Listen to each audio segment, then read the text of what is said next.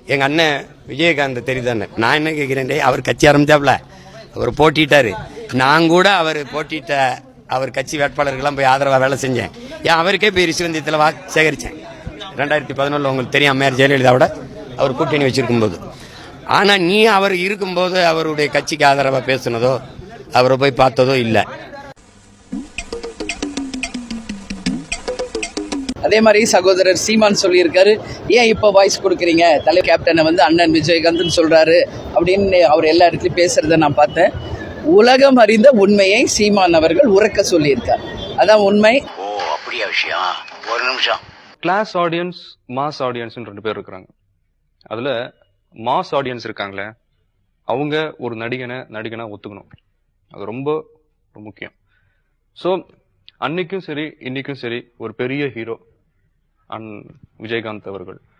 Tamil cinema நமக்கு கொடுத்திருக்கிற நட்சத்திர நாயகர்களில் புரட்சி தலைவர்னா அது ஒருத்தர் தான். புரட்சி கலைஞர் கேப்டன் அப்படின்னா அது ஒருத்தர் தான். விஜயகாந்த் அவர்களுடைய மனைவி நம்ம ஐயா சகாயம் அவர்களினுடைய மறு உருவம் தான் நமது கேப்டன் அவர்கள். என்னங்கடா கொடுமையா இருக்கு. சகாயம் எங்க இருக்கிறாரு, இவர் எங்க இருக்கிறாரு? இவர் திடீர்னு நேற்று ராத்திரி எனக்கு இரவுல தூக்க வரலைன்னா அந்த கேப்டன் செய்தி சேனல்ல போட்டுருவாங்க. அந்த 2 பேரும் பேசுறத பார்த்தா மனைவி கூட அருமையா சொன்னாங்க. சிரிக்காதீங்க, நான் மறந்துடுவேன் என்ன பேசுவேன்னா அப்போ விட்டுருவேன். நான் கொஞ்சம் முன்ன பண்ண பேசுவேன், நீங்க கோர்த்து புரிஞ்சுக்கிறீங்க. விஜயகாந்தை முதலமைச்சராக ஒரு கூட்டணி போட்டு கிடைச்சிடறான்.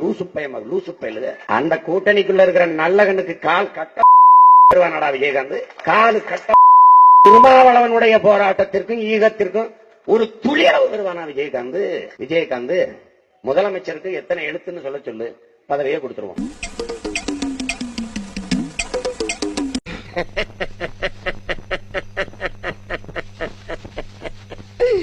ஐயோ ஐயோ.